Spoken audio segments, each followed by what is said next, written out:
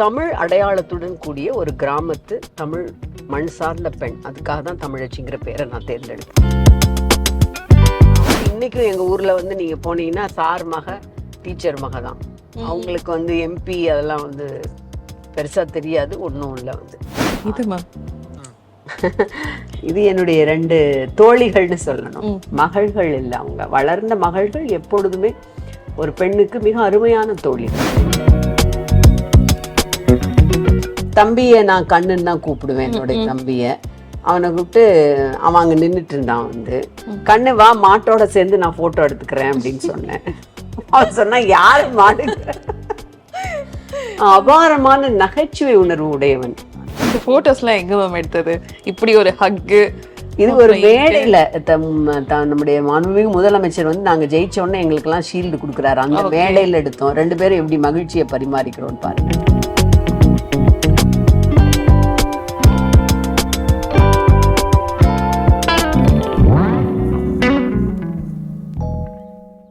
ராணி நேயர்களுக்கு அன்பான வணக்கம். இன்றைய சிறப்பு நிகழ்ச்சியில நம்மோடு இணைஞ்சிருக்காங்க மிகப்பெரிய பெண் ஆளுமைனே சொல்லலாம். இவங்களுக்கு பல முகங்கள் இருக்கு. சமூக ஆர்வலர், எழுத்தாளர், கவிஞர், சமீபத்துல திரைப்பட பாடல்களும் எழுதுறாங்க, டயலாக்ஸ் எழுதியிருக்காங்க, அரசியல்வாதி, குடும்ப தலைவி, இப்படி பல முகங்கள்ல வெற்றிகரமா இயங்கிட்டு இருக்க தமிழச்சி தங்கபாண்டியன் அவர்கள் தான் இன்னைக்கு நம்மளோட இணைஞ்சிருக்காங்க. வணக்கம் மேம். வணக்கம். சுமதி எப்படி தமிழச்சி தங்கபாண்டியன் ஆனாங்க? சுமதி வந்து இயற்பெயர். தமிழச்சிங்கிற பெயருக்கு ஒரு காரணம் இருக்கு. தமிழறிஞர் தலைவர் கலைஞர் வந்து கைது செய்யப்பட்ட பொழுது தலைவா எழுதுகோலை எடு தலைவான்னு ஒரு கவிதை எழுதினேன். அப்போ நான் ராணிமேரி கல்லூரியில் பேராசிரியர் பணி புரிஞ்சிட்டு இருந்தேன். அதனால முரசொலியில் அந்த கவிதையை பிரசுரம் பண்ணுறப்ப தலைவர் வந்து தமிழச்சிங்கிற பேரில் போடுங்கன்னு சொல்லிட்டார். ஓகே. அதுக்கு முன்னால என்னுடைய தொகுப்பு வந்து எஞ்சோட்டு பெண் முதல் கவிதை தொகுப்பு 2004 தமிழச்சிங்கிற பேர்ல தான் வெளிவந்தது. சுமதிங்கிற பேர்ல நிறைய கொஞ்சம் எழுதிட்டு இருக்கிறாங்க. ஸோ தமிழ் அடையாளத்துடன் கூடிய ஒரு கிராமத்து தமிழ் மண் சார்ந்த பெண். அதுக்காக தான் தமிழச்சிங்கிற பேரை நான் தேர்ந்தெடுத்தேன். அந்த தொகுப்பு தமிழச்சின்னு வந்தது. அதே பேர்ல அந்த கவிதை வெளிவரட்டும்னு தலைவர் சொல்லிட்டார். அப்போ அது ஒரு பெரிய அங்கீகாரமா எனக்கு அமைஞ்சது. ஸோ அது ரொம்ப மிக பெருமையான ஒரு விஷயம். இதுதான் சுமதி, தமிழச்சி, அப்புறம் தமிழச்சி தங்கபாண்டியனான கதை. ஓகே. இப்ப கல்லூரி பேராசிரியர், அப்படி பொலிட்டிக்கல் என்ட்ரி கொடுக்குறீங்க. எப்படி மேம்? சின்ன வயசுல இருந்தே அந்த அரசியல் ஆர்வம் இருந்ததா? முழு நேர அரசியல்வாதியாக வருவேன்னு நான் 2007 வரைக்கும் நினைச்சு பார்க்கல. இந்த வாய்ப்பை முத்தமிழறிஞர் தலைவர் கலைஞர் வழங்கும் பொழுது அவர் நம்மை முழு நேர இந்த ஃபீல்டில் இருக்கணும்னு நினைக்கிறாருன்னு தான் அதை மகிழ்ச்சியோடு நான் எடுத்துக்கிட்டேன். இட் இஸ் என்ன சொல்றது, உங்களுக்கு பெரிய பயங்கர 360 டிகிரி ஷிஃப்ட்னு சொல்லலாம். பன்முகங்கள் கொண்டிருக்கீங்க. அதுல உங்களுக்கு ரொம்ப பிடிச்ச முகம் என்ன? உங்களை வந்துட்டு முதன்மைப்படுத்தணும் அப்படின்னா இதுதான் எனக்கு ரொம்ப பிடிக்கும் அப்படின்ற மாதிரி. எனக்கு பிடிச்சது அப்படின்னா வந்து, ஏன்னா நான் வந்து கவிஞர் அப்படின்னு பெருசா அதை நினைச்சது கிடையாது. மகாகவி பாரதியார் கவிஞர் தான். அவரும் கவிஞர், நம்மளும் கவிஞரா, நம்ம ஏதோ நமக்கு தோன்றதை எழுதிட்டு இருக்கோம், அவ்வளவுதான். பேராசிரியர் தான் மேம் நீங்களும். நன்றி நன்றி நன்றி. பேராசிரியைங்கிற முகம் எனக்கு ரொம்ப மனதுக்கு நெருக்கமான முகம். ஆசிரியைங்கிறது நான் அப்படிதான் என்ன நினைப்பேன். உங்களுக்கு பிடிச்ச முகம். நான் ஏன்னா என்னுடைய பெற்றோர்கள் 2 பேருமே ஆசிரியர்கள். தந்தை வந்து தலைமை ஆசிரியராக இருந்து அரசியலுக்கு வந்தவர், எம்எல்சியா. அவர் தலைமை ஆசிரியராக இருக்கிறப்ப ஆசிரியர்களுக்கான அந்த MLC, members of the legislative கவுன்சில்ல பேரறிஞர் அண்ணா கலைஞர் மூலமா அப்பாவை கூப்பிட்டு எம்எல்சி பதவி கொடுக்குறாங்க. ஆகையினால் அம்மாவும் அப்பாவும், அம்மா வந்து இடைநிலைப்பள்ளி ஆசிரியர், அம்மா அப்பா அமைச்சராக வர்ற வரைக்குமே அம்மா பணி புரிஞ்சாங்க. ஸோ நான் வந்து இன்னைக்கும் எங்க ஊர்ல வந்து நீங்க போனீங்கன்னா சார் மக டீச்சர் மக தான். அவங்களுக்கு வந்து எம்பி அதெல்லாம் வந்து பெருசா தெரியாது. ஒன்றும் இல்லை. வந்து ஒரு டீச்சருடைய மகள் என்பது ஒரு மிக பெருமையான அடையாளம். அதைத்தான் ஊர்ல வந்து எல்லாருமே, எங்க ஊர்ல இன்னும் போஸ்ட்மேன், டீச்சர்ஸ், இவங்களுக்கெல்லாம் ஒரு தனி மரியாதை உண்டு. அவங்கள ஒரு குடும்பத்தில் ஒரு மூத்தவர்கள் மாதிரி நினைப்பார்கள். பொதுவாக கிராமங்கள்ல அப்படி இருக்கிறதுனால அந்த முகம் எனக்கு மனதுக்கு மிக நெருக்கமான முகம். வீட்டுல உங்களுடைய மகள்களுக்கு பிடித்த முகம் எது? தமிழச்சி தங்கபாண்டியன் அவர்களிடம் உங்களுடைய மகள்களுக்கு பிடித்த முகம் எது? அவங்க என்னை எப்பயுமே கணக்கு டீச்சர் மகன், ரொம்ப ஸ்ட்ரிக்டா இருப்பேன். அதே மேம் நீங்க ஆங்கில பேராசிரியரா தான் இருந்தீங்க, பட் பொதுவா கணக்கு டீச்சர்ஸ் வந்து யூஸ்வலா பாத்தீங்கன்னா science and maths teachers very ஸ்ட்ரிக்ட்னு ஒரு பொது அபிப்பிராயம் இருக்கு. ஆர்ட்ஸ் சப்ஜெக்டை டீச் பண்றவங்கள விட இவங்க கொஞ்சம் ஸ்ட்ரிக்ட். அதனால நம்ம ரொம்ப கொஞ்சம் ஸ்ட்ரிக்டா இருக்கனால 2 பேருமே வந்து எனக்கு கணக்கு டீச்சருங்கிறது தான் பட்ட பெயர். நீங்க கணக்கு டீச்சர்னு சொல்லும்போது நாங்க ஒரு வீடியோ வந்துட்டு உங்களுடைய இன்ஸ்டா பேஜ்ல இருந்து சுட்டு வச்சிருக்கோம் மேம். ஓ அந்த வீடியோ இது வந்துட்டு கண்டிப்பா உங்ககிட்ட கேட்டே ஆகணும் அப்படின்னு சொல்லிட்டு. சரிங்க, நான் வந்து இந்த வீடியோ கணக்குல வீக். எடுக்கப்பட்டது ஏன்னா கணக்கு டீச்சர் நீங்க அப்படின்னு சொல்லிட்டீங்க. பட் இந்த வீடியோ அம்மா கணக்கு எப்படி போடுவீங்க? டிஜிட்ஸ் எப்படி எண்ணுவீங்க? 1 10 100 1000 10,000 லட்சம். சரி 16050 எவ்வளோ? 160 50 1 10 100 1000 10,000 லட்சம். அப்போ வந்து 16,000 லட்சம். நீங்க என்ன நினைச்சீங்க? 1,06,050 ரூபா நினைச்சேன் நான் முதல்ல. ஐயோ ஐயோ. இன்னைக்கு தேதி என்ன?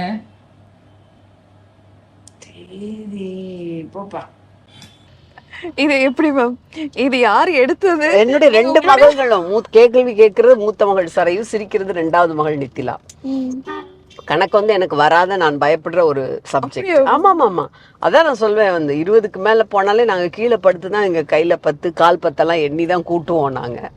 அந்த மாதிரி இருக்கிறப்போ இவங்க எப்பவுமே ரொம்ப கேலி பண்ணுவாங்க அந்த கணக்குல வராததுக்கு. அந்த இதோட சேர்த்து எடுத்தது தான் இந்த வீடியோங்கிறது. அவங்க ஏதோ ஒரு சந்தர்ப்பத்தில் 4-5 வருடங்கள் இருக்கும்னு நினைக்கிறேன் இந்த வீடியோ எடுத்து. அது ரொம்ப வந்து மனக்கணக்கு அப்படிலாம் வந்து இத்தனைக்கும் நாங்கள் படித்த காலத்தில் வந்து 1ஆப்பு 2ஆப்புலலாம் போனவொடனே வாய்ப்பாடு சொல்லணும். ஓரோன் 1 ஈரோன் 2 அந்த மாதிரி நம்ம சொல்லுவோம் இல்லைங்களா. அது மாதிரி வாய்மொழியாக வாய்ப்பாடுகளை மனப்பாடம் செய்த தலைமுறையை சார்ந்தவள் நான். அப்படி இருந்தாலுமே இப்போ என் வகுப்புல எல்லாம் 100க்கு 100 வாங்குவாங்க. சத்திரிய மகளிர் மேல்நிலைப் பள்ளியில தான் படித்தேன் விருதுநகர்ல. நான் ரொம்ப தக்கி முக்கி 85 86 வாங்குறதே பெரிய இதா இருக்கும் அந்த உங்களுக்கு.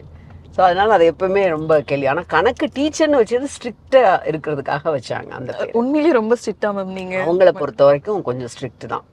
ஆமா கொஞ்சம் ஸ்ட்ரிக்ட். யாராவது ஒருத்தர் அவங்க அப்பா ரொம்ப செல்லம் கொடுப்பாரு, அதனால நான் கொஞ்சம் ஸ்ட்ரிக்டா இருப்பேன் வந்து. நீங்க எப்படி மேம் சின்ன வயசுல ஸ்கூல் காலேஜ் படிக்கும்போது? எனக்கு வந்து எப்படின்னா, நான் 1ஆப்பு 3ஆப்பு எங்கள் ஊரில் படித்தேன். மல்லாங்கனூரில் இருக்கிற பள்ளி, அரசு பள்ளியில் படித்தேன். 5லேருந்து double promotion, 1 to 3rd 3rd to 5th. 5லேருந்து நான் சொல்கிற பெருந்தலைவர் காமராஜர் ஐயா துவங்கிய சத்திரிய மகளிர் மேல்நிலைப் பள்ளியில் படித்தேன். பொதுவாக வந்து அந்த சூழலில் வந்து நாங்கள் ஒரு கிராமத்தில் எப்போ பார்த்தாலும் வீதியில் விளையாட்டுன்னு இருந்தப்போ நீங்கள் ஒரு விடுதியில் போய் படிக்கிறதுங்கிறது ரொம்ப ஒரு இறுக்கமான ஒரு விஷயமா தான் இருக்கும். அதனால எப்போ பார்த்தாலும் ஆரம்ப காலங்களில் முரண்டு பிடிச்சிட்டு தான் ஸ்கூலுக்கு போயிருப்போம். ஆனால் அது பின்னால் நம்ம உணர்ந்துக்கிட்டோம். 1 வருஷம் கழிச்சு நம்மளோட எதிர்காலத்துக்காக தான் பல விஷயங்களை நம்ம நகரத்துல போய் படிக்கிறப்ப நிறைய விஷயங்கள். வாழ்த்தனம் அதிகமா இருக்குமா இல்ல ரொம்ப படிக்கிற பெண்லாம் கிடையாதுங்க, ரொம்ப வாழ்த்தனம். கிராமத்துல நான் மட்டும் இல்லைங்க, எல்லாருமே நீங்க பச்சை குதிரை எப்ப பள்ளியோடம் போனாங்க. பள்ளியோடம் முடிஞ்ச உடனே அதுலேயே இப்போ லாஸ்ட் பீரியட் எல்லாமே இந்த விளையாட்டு தாங்க. உங்களுக்கு பச்சை குதிரை தாண்டது, இந்த கோழி பேந்தா, தெருவுலேயே தான் இருப்போம். ஒன்னே படிச்சு புக்கை திறந்து வச்சு படிக்கிற அப்படி பொண்ணெல்லாம் கிடையாது. அப்பா செல்லமா அம்மா செல்லமா? 100% அப்பா செல்லம் தான். அம்மா ரொம்ப கண்டிப்பா இருப்பாங்களா? அம்மா ரொம்ப கண்டிப்பா இருப்பாங்க. இருந்தாலும் அப்பா வந்து அவ்வளவு ஒரு நெருக்கம், மனசுக்கு நெருக்கம். அம்மா தான் மிகப்பெரிய சோர்ஸ் ஆஃப் ஸ்ட்ரென்த் எங்களுக்கு, எனக்கும் என் தம்பிக்கும். அப்பாவினுடைய மறைவிற்கு பின்பு அவங்க தான் குடும்பத்தை தாங்கி பிடிச்ச ஒரு ஆணிவேர். நான் அப்பா தான் வந்து ரொம்ப எனக்கு செல்லம், தம்பி வந்து அம்மாவுக்கு செல்லம். சோ அதே மாதிரி நீங்க வந்து உங்க மகள்கள் கிட்ட வந்துட்டு அதே ஸ்ட்ரிக்ட்டா ஃபாலோ பண்ணிட்டு இருக்கீங்க. நீங்க வியந்து பார்த்த பெண் ஆளுமை யாருங்க? வியந்து பார்த்த பெண் ஆளுமை அப்படின்னா, இப்போ எனக்கு நீங்க பார்த்தீங்கன்னா சுயமரியாதை, நம்முடைய தமிழ்நாட்டினுடைய சுயமரியாதை இயக்கத்து பெண்கள், நம் தமிழ்நாட்டினுடைய பெண்களுக்கு பகுத்தறிவையும் சுயமரியாதையும் ஊட்டிய அந்த பெண்கள் மேல மிகப்பெரிய ஒரு மரியாதை உண்டு. இப்போ உலகளாவிய அளவில் மதர் தெரசா நமக்கு ஒரு பெரிய ஆதர்சமான ஒரு இவங்களா இருப்பாங்க. அப்புறம் ஆன் சான் சூகி போராளிகள், கேரளாவை சேர்ந்த ஜானு, இப்படி நிறைய பேரை சொல்லலாம். நிலத்தடி நீரை சுரண்டுகின்ற அந்த நிறுவனங்களுக்கு எதிராக மிகப்பெரிய போராட்டத்தை பண்ணவங்க. அதே மாதிரி பிஷ்னாய் பழங்குடியின பெண்கள் இந்த மானை சுற்று கொண்ட வழக்கிலே தைரியமாக போய் இன்னமும் சாட்சி சொல்லி கொண்டிருக்கிறவங்க. இப்படி எனக்கு நிறைய ஆதர்சமானவங்க இருக்கிறாங்க. கவிஞர்கள் நிறைய பேர் இருக்காங்க. சில்வியா பிளாத், வர்ஜினியா உல்ஃப், நம்முடைய சங்க கவிஞர்கள், இப்படியெல்லாம் அவங்கள நம்ம நேரில் பார்த்ததில்ல சங்க கவிஞர்கள். ஆனால் மிகப்பெரிய அவர்கள் மேல் ஒரு மிகப்பெரிய ஆதர்சம் உண்டு. ஆனால் நான் வியந்து பார்க்குற ஆளுமைகள் நம்முடைய சுயமரியாதை இயக்கத்து பெண்கள். இப்போ மூவலூர் ராமாமிர்தம் அம்மையாரில் இருந்து வைசு மஞ்சுளா அம்மையார், நம்முடைய மணி அம்மையார், இப்படி நீங்கள் சொல்லிகிட்டே போகலாம். சுயமரியாதை இயக்கத்து பெண்கள் இந்த தமிழ்நாட்டில் போட்டிருக்கிற தளம், அந்த பாட்டை என்பது ரொம்ப ரொம்ப மிக மிக முக்கியமானது. டாக்டர் தர்மாம்பாள் நான் எப்போவுமே ஆதர்சமாக இல்லை உங்களுக்குரிய ஒரு முன் உதாரணங்களாக நம்முடைய பெண்கள், தமிழ்நாட்டு பெண்கள், இவங்களை பார்க்கணும், இவங்களுடைய வரலாறை தெரிஞ்சுக்கணும், இவங்க போட்ட பாதை வந்து 50 வருடங்களுக்கு ரொம்ப ரொம்ப மிக முக்கியமானது அப்படிங்கிறத வலியுறுத்தி சொல்றது வழக்கம். இப்போ நீங்க வந்துட்டு எல்லா துறையிலயுமே வந்துட்டு அந்த ஆக்டோபஸ் கரங்கள்ன்ற மாதிரி எல்லாத்துலயுமே தொட்டிருக்கீங்க மேம். இதுல வந்துட்டு சினிமால இருந்து எப்படி மேம் உங்களை கூப்பிடாம விட்டாங்க?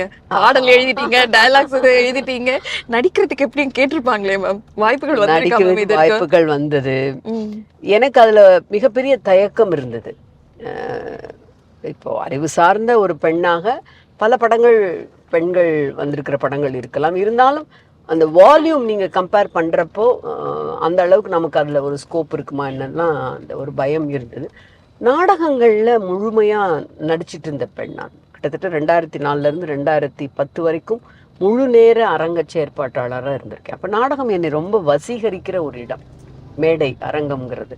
அப்போ முழுக்க என்னுடைய கவனம் அதில் தான் இருந்தது. அது தருகின்ற அந்த ஒரு வெளி இருக்கு இல்லையா, பெண் உடலுக்கே வந்து ஒரு மிகப்பெரிய விடுதலை தருவது வந்து நாடக அரங்கம் தான். இப்போ தமிழ் நாடக அரங்கத்தில் நம்முடைய பிரசன்னா ராமசாமி இயக்கத்தில், மங்கை இயக்கத்தில், வெளிரங்கராஜன் தியேட்டரில் ஜெயராவ், இப்படி சொல்லிகிட்டே போகலாம். நிறைய பேருடைய நெறியாழ்கள், கவிஞர் இன்குலாபுடைய நாடகங்கள்லாம் நடிச்சிருக்கேன். அப்போ அதில் தான் என்னுடைய கவனம் இருந்தது. முழுக்க நம்முடைய கலையை வந்து ஒரு ஆயுதமாக பயன்படுத்தி இந்த சமுதாயத்தில் ஊடுருவுற ஒரு விஷயம் இருக்கு இல்லைங்களா, அதை நாடகம் மூலமாக செய்ய முடியும் பொழுது திரைப்படத்தினுடைய வலிமையை குறித்து நான் குறைவா மதிப்பிடல. இது என்னை மேலும் வசீகரிக்கின்ற ஒரு விஷயமா இருந்ததுனால நான் நாடகத்துக்கு தான். ஆமா, உண்மையை சொல்லணும்னா இது சினிமா டயலாக்கா இருந்தாலும் இது உண்மைதான். இந்த உண்மையை உங்ககிட்ட சொல்லியே ஆகணும். அழகு, அப்படி ஒரு அழகு. இது வரைக்கும் இது யாராவது சொல்லியிருப்பாங்களா தெரியலனாலும் கண்டிப்பா சொல்லி இருந்திருப்பாங்க. இதை எப்படி மெயின்டைன் பண்றீங்க மேம்? ஹெல்த்தியா அந்த பிசிக்கல் ஃபிட்னஸ்க்கு என்ன பண்றீங்க மேம்? இந்த டயலாக் தான் சூர்யா சொல்லுவார் இல்லைங்களா, கண்டிப்பா சொல்லி அந்த டயலாக் தான். முதல்ல இருந்தே உங்களுக்கு இந்த நாட்டிய ஆடிட்டு இருந்த பெண், அரங்கத்துல பயிற்சி பெற்றிருக்கிற பெண்ணால அந்த உடல் குறித்த ஒரு கவனம் உண்டு. ஆனா அப்பா தான் இதுக்கு பெரிய இன்ஸ்பிரேஷன் நான் சொல்லணும். அப்பாவும் அம்மாவும் வந்து 2 பேருமே அவங்கள ரொம்ப ஆரோக்கியமா வச்சுக்கணும்னு நினைப்பாங்க, நமக்கும் அது இருக்கணும்னு நினைப்பாங்க. இந்த ரசனையாக உங்களை வெளிப்படுத்தி கொள்வதுன்னு ஒரு விஷயம் இருக்கு. அதுக்கு வந்து நீங்கள் வெளிப்பூச்சிகளால் ஒன்றும் பண்ண முடியாது. உங்களுடைய உணவு முறை ரொம்ப முக்கியம். நான் சீக்ரெட் இப்போ வந்து யோகான்னு தான் சொல்லுவேன் என்னுடைய இந்த இதுக்கு. அப்புறம் பாரம்பரியமான உணவு முறைகள். இப்போ வெளிநாடுக்கு எங்கேயாவது போனால் நிச்சயமாக அந்த நாட்டு குசீன்ஸை நம்ம டேஸ்ட் பண்ணுறது தான். பட் வழமையான இதில் வந்து நம்ம கம்பு, கேப்பை, இந்த மாதிரியான உணவு முறைகளுக்கு திரும்பி ஒரு 10-12 வருடங்களுக்கு மேலே. இப்போ டெய்லி ரொட்டீன் மார்னிங் எழுந்தோடனே என்ன மேம் சாப்பிடுவீங்க? மார்னிங்க்கு என்ன, லஞ்சுக்கு என்ன, நைட்டுக்கு இந்த மாதிரி கம்பல்சரி இந்த ஃபுட்டு? ஆமாம், கண்டிப்பாக. அப்போ மார்னிங் நம்ம இந்த கொரோனா டைம்லேருந்து ஒன்று ஆரம்பித்தோம் இல்லைங்களா, லெமன் எலுமிச்சம்பழத்தில் மஞ்சள் கொஞ்சம் போட்டு வெந்நீரில் குடிக்கிறது. அது ஒரு ரொட்டீனாக அப்போலேருந்து ஆரம்பித்தது காலை. அப்புறம் வந்து ஒரு 8 பாதாம் பருப்பு ஊற வச்சது, கருப்பு திராட்சை அது கொஞ்சம் ஊற வச்சது, அது முடிச்சு அதை சாப்பிட்டுட்டு இந்த சூரிய நமஸ்காரம், யோகா ஏதாவது பண்ணி முடித்ததுக்கப்புறம், குளித்ததுக்கப்புறம் வந்து கண்டிப்பாக பப்பாளி பழம் வந்து காலை உணவில் இருக்கும். ஏதாவது ஒரு ஜூஸ், ஆப்பிள் அந்த மாதிரி, இல்லைன்னா ஏபிசி ஆப்பிள், பீட்ரூட், கேரட்டு, ஏதாவது ஒரு ஜூஸ் இருக்கும். நான் கையில் உணவை எடுத்துகிட்டு போயிடுவேன். ஏன்னா நீங்கள் பார்க்குறீங்க காலையில் கிளம்புனா சம்டைம்ஸ் லஞ்சுக்கே போக முடியாது. ஸோ சூப்பு, சுண்டல், அவல் அந்த மாதிரியான உணவுகளை சிறு உணவாக வச்சுட்டே இருப்பேன் வந்து சாப்பிட்றதுக்குன்னு. இப்போ இந்த பார்க் ஓப்பனிங்கில் கூட பார்த்தீங்கன்னா பணியாரம், ஆவியில் வெந்தது தான் நிறைய வெளியே தவிர்க்க முடியாமல் சாப்பிட்றது. மதியம் வந்து கார்ப்ஸ் ரொம்ப கம்மி, சப்பாத்தி, கீரை, நாட்டு காய்கள் தான் நிறைய சேர்த்துக்கிறதுங்க. பூசணிக்காய், வெள்ளை பூசணிக்காய், இந்த நம்முடைய சவுச்சவ் இந்த மாதிரி நாட்டு காய்கள் நிறைய தண்ணி காய்கள் சேர்த்துக்கிறது. அதுக்காக வந்து சாப்பிடாமையே இருக்கிறது தான். இப்போ எங்கள் ஊர் போனாலாம் பரோட்டா சாப்பிட்றது அந்த மாதிரியான விஷயங்கள்லாம் உண்டு. ஏன்னா அதுவும் நமக்கு தேவை. உடம்பு வந்து அது அவ்வளோ தூரம் கிரேவிங்காக கேட்குறப்ப அதற்கான தான். அப்படி ரெண்டுமே பேலன்ஸ்டாக இருக்கிற ஒரு விஷயம்தான். கிடைக்கிற இடத்துல ஒரு தூங்குறது ஒரு பெரிய கிஃப்ட்ன்னு நான் நினைக்கிறேன்.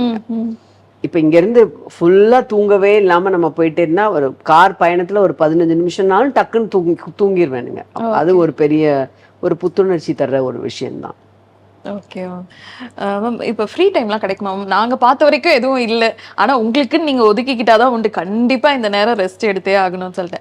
அந்த மாதிரி நேரத்தில் என்ன மேம் பண்ணுவீங்க? உங்களுக்கு விருப்பப்பட்ட இது இப்போ இல்லை. ஆனால் அந்த காலை நேரம் கொஞ்சம் எனக்கு அப்படி நினைப்பேன். 5:30லேருந்து 5:45 எந்திரிக்கிற ஒரு வழக்கம் இருக்குது. ரொம்ப இப்போ மாதிரி டயர்டாக இருந்தால் தான் ஒரு 6:30 மணி ஆகும். வந்து அந்த காலை நேரத்தை வந்து எனக்கான ஒரு நேரமாக நல்லபடியாக பிகின் பண்ணுறதுக்கு அப்படிங்கிறது, நமக்கு அந்நேரம் பிடிச்ச ஒரு கவிதையை வாசிக்கிறதோ இல்லை சும்மா உட்காந்து உங்களுக்கு பிராணாயாமம் பண்ணுறதோ அது மாதிரியான விஷயங்கள்லாம் ரொம்ப பிடிச்சு செய்கிறது. இப்போ எனக்கு இருக்கிற பெரிய ரிலாக்ஸேஷன் என்னுடைய பேரனும் பேத்தியும். கொஞ்சம் நேரம் கிடைச்சாலும் அதிக நாதிரான்னு 2 அருமையான செல்வங்கள் வீட்டுக்கு வந்திருக்கிறாங்க. இப்போ 2 வயசு இப்போ தான் ஆகுது. அவங்க தான் பெரிய ஸ்ட்ரெஸ் பஸ்டர்.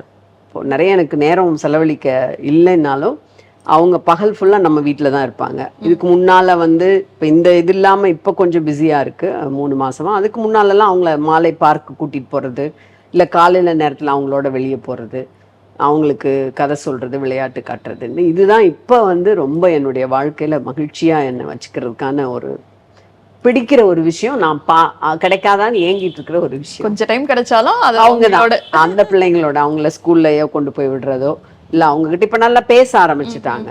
என்ன அவ்வான்னு தான் கூப்பிடுவாங்க, சுமிவான்னு கூப்பிடுவாங்க பெட் நேம்.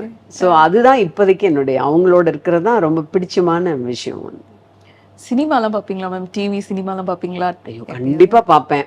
ரொம்ப பிடிச்ச விஷயம் சினிமாவில் நிறைய நண்பர்கள் இருக்காங்க. ஒர்க் பண்ணியிருக்கேன், மிஷ்கினோட பாலாவோட ஒர்க் பண்ணியிருக்கிறேன். வந்து அதனால் மிஸ் பண்ணாமல் பார்க்கணும்னு நினைப்பேன். இப்போ தான் கொஞ்சம் நேரம் எனக்கு தியேட்டரில் வேற போய் பார்க்குறது பிடிக்கும். இந்த கேபிளில் பார்க்குறது, இந்த செட்டாப் பாக்ஸில் பார்க்குறது, வீட்டுக்குள்ளே அமர்ந்து பார்க்குறதுங்கிறது நான் இன்னும் கொஞ்சம் ஊர்க்கார மனநிலையில் இருக்கேன். எல்லாரோடையும் சேர்ந்து தியேட்டர் போய் பார்த்தாதான் சினிமா பார்த்த மாதிரி இருக்கும். அதுதான் ஒரு இது. இப்போ சமீபத்தில் அந்த மாதிரி எதுவும் போய் பார்க்கறதுக்கு நேரம் இல்லை. ஆனால் எப்போவுமே என்னுடைய கணவர் காவல்துறையில் இருந்தார். அவர் வந்து நைட் ரவுண்ட்ஸ் எல்லாம் முடிஞ்ச பிறகு தவறாமல் செகண்ட் ஷோ போவோம். மூத்த மருமகன் வந்து அவர் தவறாமல் நிறைய நல்ல படங்கள் பார்ப்பாரு. ஸோ அவர் ஏதாவது நல்ல படங்கள் வந்து அவர் தான் என்ன செகண்ட் ஷோக்குன்னு கூட்டிட்டு போறவர் வந்து. ஸோ அதனால மோஸ்ட்லி பார்த்து. என்ன படம் பார்த்தீங்க தியேட்டர்ல? கடைசியா மாமன்னன். மாமன்னனுக்கு அப்புறம் தியேட்டர்ல வந்து ஒன்றும் பெருசா பார்க்கல. மாரி செல்வராஜ் தம்பி இயக்கிய அந்த படம், நம்முடைய தம்பி உதயா பண்ணியிருந்த படம், ரொம்ப ரொம்ப மிக பிடித்த படம் என்பதை விட ஒரு மிகப்பெரிய நுணுக்கமான ஒரு நுட்பமான அரசியலை ஒரு கலை வடிவத்திலே பேசிய படம்னு சொல்லலாம். தமிழினுடைய மிக முக்கியமான படைப்புகளில் அது ஒரு பதியப்பட வேண்டிய ஒன்று. ஏற்கனவே சொன்ன மாதிரி கொஞ்சம் ஃபோட்டோஸ் எடுத்து வச்சுருக்கோம். உங்களோடது யூனிக்கான ஃபோட்டோஸ் இருக்குது. அதை பார்த்து உங்களுடைய ஞாபகங்கள், நினைவுகள் ஏதாவது இருந்தால் ஷேர் பண்ணிக்கோங்க மேம். இந்த ஃபோட்டோ மேம், இது வந்து ஆண்டாளா நான் வந்து கல்லூரியில், தியாகராஜர் கல்லூரியில் படிக்கிறப்போ பாண்டியன் ஹோட்டல்ஸில் ஒரு 1.5 மணி நேரம் என்னுடைய நடன நிகழ்ச்சி மட்டும் அப்போ ஆங்கிலத்துறையிலேருந்து ஏற்பாடு பண்ணியிருந்தாங்க. ப்ரொஃபஸர் டிவி சுப்பாராவ்னு நான் மிக மதிக்கின்ற பேராசிரியர். அவர் வந்து கலை இலக்கியத்துக்கெல்லாம் மிக முக்கியம் கொடுக்குறவர். தியாகராசர் கல்லூரி என்பது தமிழ் உணர்வுக்கு, தமிழ் துறைக்கு மிக பெயர் பெற்ற ஒரு கல்லூரி. ஆக்கிப்பா இப்படி நிறைய பேர் தமிழ் அறிஞர்கள் இருந்த தொண்டாற்றிய ஒரு கல்லூரி. அந்த கல்லூரியினுடைய நிர்வாகம் வந்து அப்போ ஐயா கருமுத்து கண்ணன் இருந்தாங்க. அவங்களுடைய ஏற்பாட்டில் நடந்த நடன நிகழ்ச்சியில் ஆண்டாள் வந்து எனக்கு மிகப்பெரிய, இப்போ நீங்கள் கேட்டீங்க இல்லைங்களா, பெரிய வியந்து பார்த்த ஆளுமே, அதில் ஆண்டாளே நான் சொல்லலாம். வந்து என்னுடைய ஊருக்கு பக்கத்தில் ஸ்ரீவில்லிபுத்தூர் தான் ஆண்டாள் அவதரித்த ஒரு ஊர். ஆழ்வார்களில் ஒருவரான அந்த ஆண்டாளே தொடர்ச்சியாக ஒரு மிகப்பெரிய கவிஞரும் கூட, தமிழினுடைய மிக முக்கியமான கவிஞர். அப்போ அவங்களுடைய அந்த ஆண்டாள் பாசுரத்தை, பிரபந்தத்தை பாடி நடித்த ஒரு நிகழ்ச்சி அது வந்து. இப்போ பாருங்க மேம், ஆஹா, இந்த போட்டோ சொல்லுங்க. இது அத்தானோட இப்ப எடுத்தது. ஓகே. இது அத்தான் வந்து எனக்கு is more then a husband, is a friend to me. ஒரு மிகப்பெரிய தோழன் எனக்கு. என்ன வேணாலும் நீங்கள் அவர்கிட்ட பேசலாம், எதை வேணாலும் பகிர்ந்துக்கலாம். He never judges you. Sometimes கோபம் வரும், அது எல்லாருக்கும் இருக்கிற விஷயம்தான்.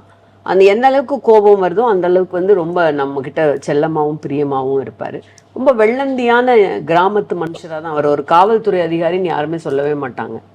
வெளியே வர்றப்பவே யூனிஃபார்ம் அந்த செருப்பை கழட்டி போடுறப்பே அதெல்லாம் கழட்டி போட்டுட்டு வந்துடுவார். வந்து ரொம்ப இயல்பான ஒரு முழுக்க அன்பினால் நிரம்பிய ஒரு துணை எனக்கு அவர். இது இப்போ தோட்டத்தில் மாட்டுப்பொங்கல் அன்னைக்கு மல்லாங்கனர் தோட்டத்தில் எடுத்த புகைப்படம். Okay ma'am. உங்களது காதல் திருமணமா பெற்றோர்கள்? ஆஹா, காதல் திருமணமா இருந்தா மகிழ்ச்சி தான். ஏன்னா காதல் திருமணம் எங்க குடும்பத்துல நிறைய காதல் திருமணம், தம்பி காதல் திருமணம் தான் வந்து நிறைய நடந்திருக்கு. அப்பா அம்மாவே காதல் திருமணம். அப்பா வந்து சாயல்குடி பகுதியில இருந்து வரவங்க, அம்மா அனுப்பங்குளம்னு சிவகாசி பக்கத்துல. 2 பேரும் ஒரு பள்ளியில வேலை பார்க்குறாங்க. 2 பேரும் காதல் மனம் புரிந்தவர்கள் தான். ஸோ முழுக்க காதல் மனத்துக்கு ஆதரவா அது இருக்கிற ஒரு குடும்ப சூழல் தான். ஆனா நான் அப்பா பெண் என்பதால எங்க அப்பாவுக்கு இவரை பார்த்தோன்னே ரொம்ப பிடிச்சிருச்சு. ஓ. அதனால நான் அப்பா சொல்வதே என்னன்னாலும் தட்டாமல் செய்யற பெண் அப்படிங்கிறதுனால அப்பா சரி கல்யாணம் பண்ணிக்கோங்கன்னாரு. நான் கல்யாணம் பண்ணிக்கிட்டேன், அவ்வளவுதான். நான் ரொம்ப அடிக்கடி விளையாட்டா சொல்றது உண்டு. வந்து அப்பா வந்து கிணத்துல குதின்னு சொன்னாரு, குதிச்சிட்டேன். ஆனா நல்ல வேளை தண்ணி இருந்துச்சு அப்படின்னு சொல்றது உண்டு. ஆனா அது ரொம்ப மகிழ்ச்சியோட என்னுடைய அப்பாவுடைய சாய்ஸை நான் பல சமயங்கள்ல நினைச்சு பார்த்திருக்கேன். ரொம்ப சரியான துணையை நமக்கு தேர்ந்தெடுத்திருக்காரு. இந்த போட்டோ இது என்னுடைய மூத்த மகள் சரையு வந்து எல்லாருக்குமே முதல் குழந்தை அப்படிங்கிறது வந்து, அதுவும் அந்த முதல் குழந்தையெல்லாம் வந்து என்னுடைய முதல் கல்யாண நாள் வர்றதுக்கு முன்னால அந்த சமயமே பிப்ரவரியில திருமணம் நடக்குது. பிப்ரவரி 19, பாப்பா நவம்பர் 23 பிறந்துட்டாங்க. என்ன ஏதுன்னு தெரியறதுக்குள்ளே நம்ம கையில குழந்தை இருக்கு. ஆனா அந்த குழந்தையும் நானும் ஒன்னாதான் அப்படியே வளர்ந்துருப்போம் வந்து. அதனால அவங்க ரொம்ப ஸ்பெஷல் எனக்கு, அந்த மூத்த குழந்தைங்கிறது. அவங்களுடைய எல்லா இதுதான், அவங்களுக்கு பேண்ட் ஷர்ட் போட்டிருக்குது, அவங்களுடைய பிறந்த நாள். இது வந்து அப்பா எம்எல்ஏவா இருக்கிறப்போ கவர்மெண்ட் எஸ்டேட், இப்ப நீங்க ஓமந்தூர் அரசு மருத்துவமனை இருக்கு இல்லைங்களா, அந்த இடத்துல எல்லாருக்கும் பழைய எம்எல்ஏ குவார்ட்டர்ஸ் இருந்தது, கோஷன் பிளாக். அங்கதான் நாங்கள், இப்ப அவங்க கவர்னர் இருக்காங்க இல்லைங்களா, தமிழிசை சவுந்தரராஜன் இருக்காங்க இல்லைங்களா, அவங்க அப்பா குமரி அனந்தன், இந்த பக்கம் ரஹ்மான் கான் அப்பா, எல்லாருமே நேபர்ஸ் பக்கத்துல. அப்ப அந்த வெளியே வச்சு எடுத்த புகைப்படம் வந்து. ஓகே. இது எங்க கிராமத்துல அதெல்லாம் இங்க மேல இருக்கிறது. ஓகே. இது அப்பா வந்து என்னுடைய அப்பாவுக்கு இவங்க ரொம்ப பெட்டு, சரையு அவங்க பேரு. அவங்க உணவு பரிமாறுற இந்த புகைப்படம் எனக்கு ரொம்ப ரொம்ப பிடிச்ச புகைப்படம். இது அந்த கவர்மெண்ட் எஸ்டேட் குவார்ட்டர்ஸ்ல இருக்கிற வீடு. அவங்க பரிமாறுறாங்க. அப்பா அப்ப எம்எல்ஏவா இருக்கிறாரு 89 அந்த மாதிரி. இது மேம் இது என்னுடைய 2 தோழிகள்னு சொல்லணும். மகள்கள் இல்லை, அவங்க வளர்ந்த மகள்கள். எப்பொழுதுமே ஒரு பெண்ணுக்கு மிக அருமையான தோழிகள். என்னுடைய எல்லா பாரத்தையும் வந்து ஷேர் பண்ணிக்கிறவங்க. இப்போ மூத்த மகள் பார்த்தீங்கன்னா முழுக்க எனக்கு ஏதாவது ஒரு புடவை எடுத்துட்டு வர்றதோ, என் அம்மா என்னென்ன எனக்கு செஞ்சாங்களோ அம்மா தான் எடுத்துட்டு வருவாங்க மோஸ்ட்லி. அதெல்லாம் இப்போ மூத்த பொண்ணு தான் டேக் கேர் பண்ணிக்கிறாங்க. சின்ன பொண்ணு வந்து சமுதாயத்தில் நடக்கிற எல்லாம், அவங்க ரொம்ப பொலிட்டிக்கலி கான்ஷியஸ் கேர்ள். எல்லா விஷயங்களும் என்னோட விவாதிப்பாங்க. அவங்களுக்கு இருக்கிற அந்த தனிப்பட்ட ஒப்பீனியனை ஷேர் பண்ணுவாங்க, இது இப்படி அது அப்படின்னு சொல்லிட்டு. இவங்க கிட்ட பாத்தீங்கன்னா நான் என்னுடைய அம்மாவை தான் இப்ப பாக்குறேன். அவங்களுக்கு நான் அம்மாவா இருக்கிறத விட after a certain stage both of them they are wonderful mothers to me. ரொம்ப ஃப்ரெண்ட்ஸ், என்னன்னாலும் நீங்க சொல்லலாம். அவங்களும் அது மாதிரி எந்த விதமான ஒளிவு மறையுமே இருக்க மாட்டாங்க. எனக்கு 2 பெண் குழந்தைங்கிறது மிகப்பெரிய ஒரு வரமா நான் நினைப்பேன். இப்ப நீங்க போட்ட சாரீஸ் எல்லாம் கேட்பாங்களா மேம்? இப்ப யூசுவலா அம்மா வீட்ல எடுத்தா நான் கட்டிட்டு தான் நீங்க கட்டணும்ன்ற மாதிரி எல்லாம் சொல்லுவாங்க. ரிப்பீட் ஆகுது. நான் தான் சொல்வேன், நான் எங்க அம்மாட்ட அப்படிதாங்க. எங்க அம்மாவே நல்ல ஹேண்ட்பேக் வந்தா, நல்ல வாட்ச் வந்தா, நல்ல சாரி வந்தா எடுத்து வச்சிருப்பாங்க. நான் போறப்ப கண்ணு இது பார்த்தோன்னே எனக்கு ஓ ஞாபகம் தான் வந்துச்சு அப்படிம்பாங்க. வந்து சிலது நம்மளே கேட்காம எடுத்துட்டு வந்துருவோம். இப்ப அதே மாதிரி தான் வந்து நிறைய, ஏன்னா நாங்க 3 பேர் வந்து பிளவுஸ் மட்டும் வேற வேற மாத்தி ஒரே சாரி வச்சிருப்போம். அதை மாத்தி கட்டிட்டே இருப்போம். வந்து அது எல்லாமே நடக்கிற விஷயம் தான். அது இப்ப இன்னும் ரொம்ப நடக்குது. வந்து திடீர்னு பாத்தீங்கன்னா இல்லாம இருக்கும். இட்ஸ் ஒரு சந்தோஷமான ஒரு திருட ஸ்டீலிங்னு நீங்க சொல்லலாம். வந்து இந்த போட்டோ இது மிக சமீபத்திய இதுல ஒரு விஷயம் இருக்கு. இந்த போட்டோ எடுக்கிறதுக்கு முன்னால தம்பியை நான் கண்ணுன்னு தான் கூப்பிடுவேன், என்னுடைய தம்பியை. அவனை கூப்பிட்டு அவன் அங்கே நின்றுட்டு இருந்தான் வந்து, கண்ணு வா மாட்டோட சேர்ந்து நான் ஃபோட்டோ எடுத்துக்கிறேன் அப்படின்னு சொன்னேன். அவன் சொன்னா யாரு மாடு. அபாரமான நகைச்சுவை உணர்வு உடையவன். தங்கம் தென்னரசு. பலருக்கு அந்த முகம் தெரியுமான்னு அவ்வளவு ஒரு விட்டி பர்சன். சரி நீ வா கண்ணு மாட்டோட சேர்ந்து போட்டோ எடுத்துக்கலாம்னா யாரக்கா இப்ப மாடுன்னு சொல்ற அப்படின்னு கேட்டாங்க. அக்கான்னு கூப்பிடுவாங்களா? நிறைய சுமான் தான் கூப்பிடுவான். யாராவது இருக்கிறப்ப அக்கான்னு சொல்றதுதான். பட் அவன் தனிப்பட்ட முறையில இருக்கிறப்ப கூப்பிடுறது வந்து சுமான்னு கூப்பிடுறதுதான். அது அப்பா என்னை வீட்டுல எல்லாருமே அந்த பேர்ல தான் கூப்பிடுவாங்களா? வீட்டுல எல்லாரும் வந்து இப்ப அத்தா வந்து என்னை கண்ணம்மான்னு கூப்பிடுவாரு. இந்த பிள்ளைங்க வந்து மாத்தி மாத்தி மாத்தி கூப்பிடுங்க. நம்ம 2 பெண்களும் வந்து ஆமா சரையு நித்தில மோஸ்ட்லி அம்மான்னு கூப்பிடுங்க. சில சமயம் நம்ம கூப்பிட்டு பல தடவை எதுவும் போன் அட்டன் பண்ணல, இல்லை எங்கேயாவது இருந்து கேட்கல அப்படின்னு சொன்னா சத்தமா பேர் சொல்லி சத்தம் போடுவாங்க வந்து. இந்த மாதிரி கேலிக்கு பண்றது உண்டு. தம்பி வந்து பொதுவா சும்மான்னு தான் கூப்பிடுவான். ஆள்கள் யாராவது இருக்கிறப்ப அக்கான்னு சொல்றது. இந்த போட்டோ மேம், இதுவும் வந்து அப்பாவுடைய ஒரு நினைவு நாளில் எடுத்த ஒரு ஃபோட்டோ. ரொம்ப அப்பாங்கிற இதே வந்து எனக்கு ரொம்ப இமோஷ்னலான ஒரு விஷயமா இருக்கும். அப்பாவுடைய இடத்தை வந்து இப்போது தம்பி தான் நிறைவு செய்கிறாப்புல. ஸோ 2 பேரும் சேர்ந்து எடுத்துக்கிட்ட ஒரு தருணம். இந்த ஃபோட்டோ மேம் 2017, 18, 19, 20 இயர் வைஸ் வந்துட்டு அம்மாவோட அந்த அணைப்போட சேர்த்து அந்த ஃபோட்டோ பண்ணுவேன். உண்மையிலே பார்க்கும்போது அந்த கீழே வந்துட்டு திரும்பவும் நீங்க வேணும், உங்களோட பேசணும், உங்களை கட்டி பிடிக்கணும், இதெல்லாம் வேர்ட்ஸ் எல்லாம் நீங்க கீழே போட்டிருந்தீங்க. அது படிக்கும்போது அதை ஆழ்ந்து படிக்கும்போது உண்மையை சொன்னா எனக்குமே அந்த கண்ணில் ஒரு 2 நிமிஷம் அப்படியே கண் கலங்கி அந்த போட்டோஸை பார்த்துட்டு இருந்தேன். நீங்க என்ன ஃபீல்ல போட்டீங்க மேம்? அப்படியே இயற்பைனா எவ்வளோ அப்போ மிஸ் பண்ணுவீங்க அம்மா? அதாவது தினமும் அம்மா வந்து எனக்கு மிகப்பெரிய, அம்மாவுக்கு வந்து ரொம்ப சின்ன குழந்தை மாதிரி இருப்பாங்க. எப்போ ஊருக்கு போனாலும் நாங்கள் 2 பேரும் செல்ஃபி எடுத்துப்போம். இந்த புதுசாக இருக்கிற விஷயத்துலலாம் அவங்க ரொம்ப ஆசைப்படுவாங்க. வந்து செல்ஃபி வந்ததுலேருந்து டெய்லி நீங்கள் பார்த்தீங்கன்னா ஏகப்பட்ட செல்ஃபி எடுத்துப்பேன். கிளம்புறதுக்கு முன்னால் எடுப்போம். அது மாதிரி எந்த பயணம் போனாலும் எனக்கும் என் தம்பிக்கும் 90 வச்சு விட்டு தான் அனுப்புவாங்க. நேற்று தான் வந்திருப்போம், இன்னைக்கு போனாலும் சரி, அடுத்த 2 நாளில் நீங்கள் திரும்ப போனாலும் சரி, அவங்களுக்கு அதில் மிகப்பெரிய நம்பிக்கை உண்டு. என் கையிலையும் துளசி இலையை கொடுத்து தான் வெளியே அனுப்புவாங்க. இந்த மாதிரி ஒரு சில இது வச்சுருக்குறாங்க சென்டிமெண்ட்ஸ். அதில் அவங்களுக்கு இந்த படம் எடுக்கிறதும் ஒன்று வந்து இதெல்லாம் சேர்த்து ஒரு ஆல்பமாக போட்டு என்கிட்ட கொடுன்னு சொல்லுவாங்க. நான் ரொம்ப வருத்தப்படுற ஒரு விஷயம், அதை நான் கொடுக்கல, நான் வச்சிருக்கனே உள்ளே அவங்க கையில் நான் கொடுக்காம இருந்திருக்கேன். ஸோ எல்லா இடத்துலையும் வாசல்படியில், காரில், எங்கெங்கே எடுத்திருக்கோமோ. என்னுடைய தந்தை இழப்புங்கிறது எனக்கு இன்ன வரைக்குமே எத்தனை வருஷம், இப்போ அப்பா வந்து 1997 கிட்டத்தட்ட 27 வருஷம் ஆச்சு இப்போ இறந்து போய். வருஷம் நான் அவருக்கு ஒரு கவிதை எழுதுறப்ப பார்த்தீங்கன்னா அது புதிதான ஒரு துக்கமாக தான் இருக்கும். எழுதி தீராத ஒரு துக்கம், துயர். அம்மாவை இப்போ இழந்ததும் அப்படிதான் வந்து. இப்போ நீங்கள் பேசுகிறப்பவே எமோஷனல் ஆகுது இல்லைங்களா? நிறைய விஷயங்கள் வந்து நீங்கள் உங்கள் அம்மா கிட்ட கேட்ட மாதிரி, உரிமையோட கேட்ட மாதிரி இப்போ கிடையாது, கேட்கவே முடியாது. அது உங்களுக்கு ஒரு பண கஷ்டமாக இருக்கலாம், இல்லை மன கஷ்டமாக, என்னவா இருந்தாலும் வந்து இவங்க வந்து ரொம்ப தைரியமான, வெரி ஸ்ட்ராங் உமன். எங்கள் அப்பாவுக்கு வந்து அரசியல் தவிர வேறு ஒன்றுமே தெரியாது. இவங்க தான் ஒரு விவசாயி, குடும்பத்தை பார்த்துக்கிட்டவங்க, குடும்ப செலவை பார்த்துக்கிட்டவங்க, விவசாயம் பார்த்து டீச்சராக இருந்து எங்கள் 2 பேரையும் வளர்த்து எங்களுடைய எல்லா ப்ரோக்ராமுக்கும் டான்ஸ் ஆடினா அங்கே வருவாங்க, கவிதைனா அங்கே வருவாங்க. அம்மா தான் என்னுடைய பெரிய கிரேட் இன்ஸ்பிரேஷன். அத்தனை இதில் அவங்களுடைய காதல் திருமணம்னால அந்த காலத்தில் குடும்ப எதிர்ப்பெல்லாம் மீறி கல்யாணம் பண்ணிக்கிட்டவங்க 2 பேர் தான் வாழ்க்கையில். இப்போ அவ்வளவையும் தாண்டி எங்கள் 2 பேரையும் அவங்க வளர்த்த விதம், அதே சமயத்தில் ரொம்ப வாழ்க்கையை ரசிப்பாங்க, தன்னையும் நல்லா கவனிச்சுக்குவாங்க.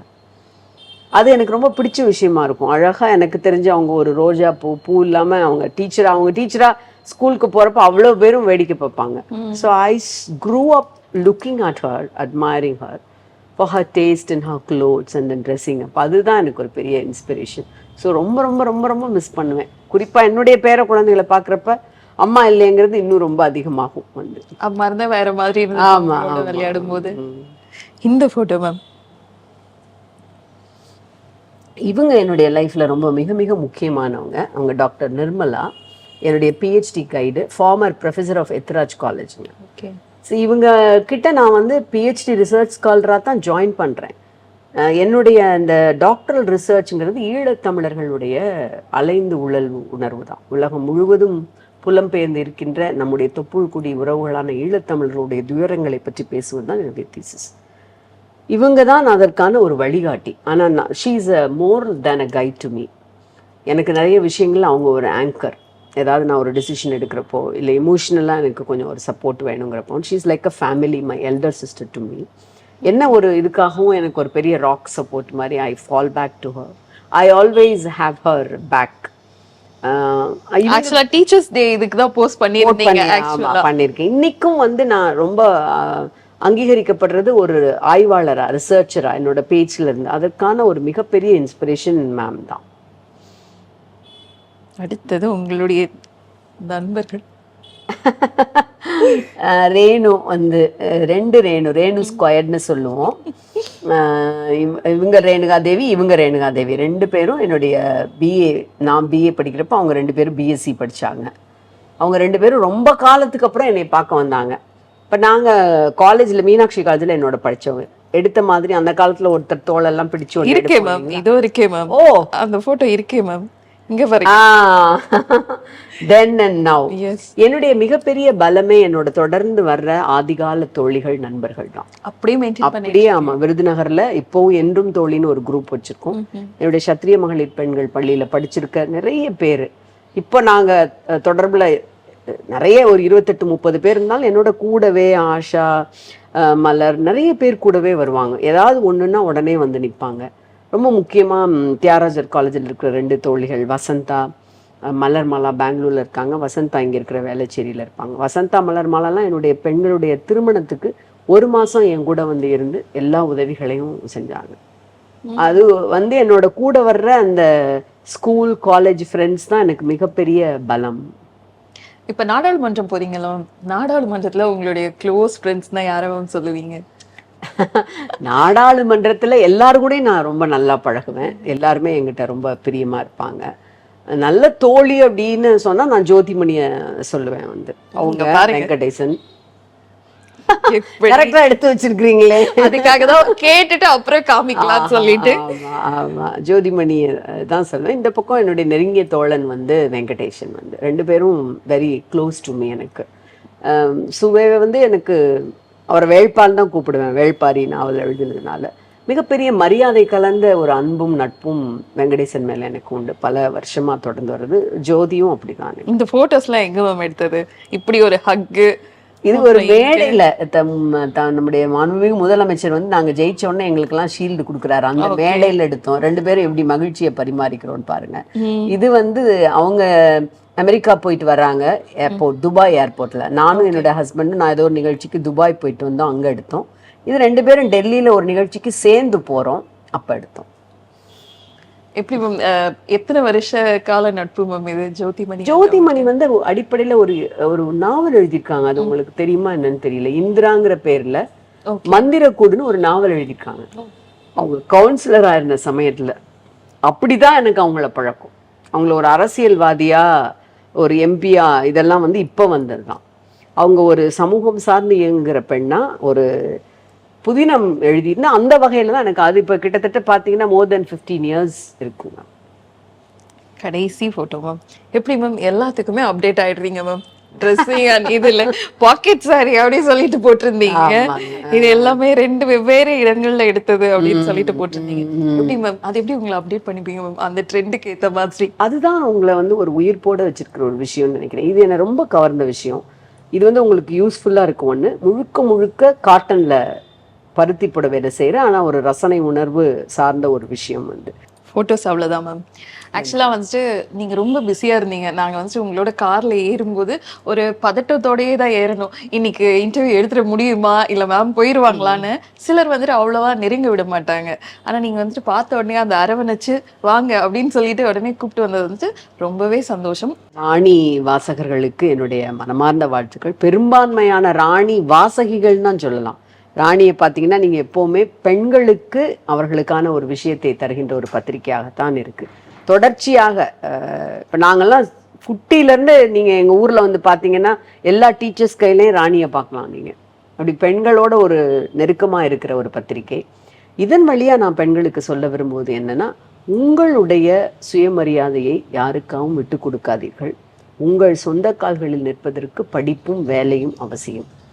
பகுத்தறிவும் சுயமரியாதையும் தன்னுடைய சொந்த கால்களில் நிற்கின்ற பொருளாதார வலிமையும் பெற்று வாழ்க்கையை மிக அழகாக காதலிக்கின்ற உணர்வோடு பெண்களாகிய நாம் யாருக்கும் குறைந்தவர்கள் அல்ல, யாருடைய உதவியையும் நாடி நிற்க வேண்டியவர்கள் அல்ல எனும் புரிதலோடு ஒவ்வொரு நாளையும் மிக சாத்தியப்படுகின்ற கனவுகளோடு தொடங்குங்கள். உண்மையிலேயே உங்களுடைய பொன்னான நேரத்தை எங்களுக்காக ஒதுக்கி இவ்வளவு நேரம் பேசினதுக்கு ரொம்ப நன்றி மேம். ரொம்ப மகிழ்ச்சி.